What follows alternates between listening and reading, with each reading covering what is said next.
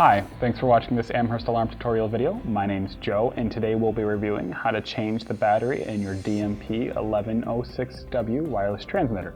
Before you get started, make sure you contact Amherst Alarm's Monitoring Response Center to let them know that you'll be changing the battery in your device, as this will send a tamper alarm to your panel and also send a tamper alarm to the Monitoring Response Center.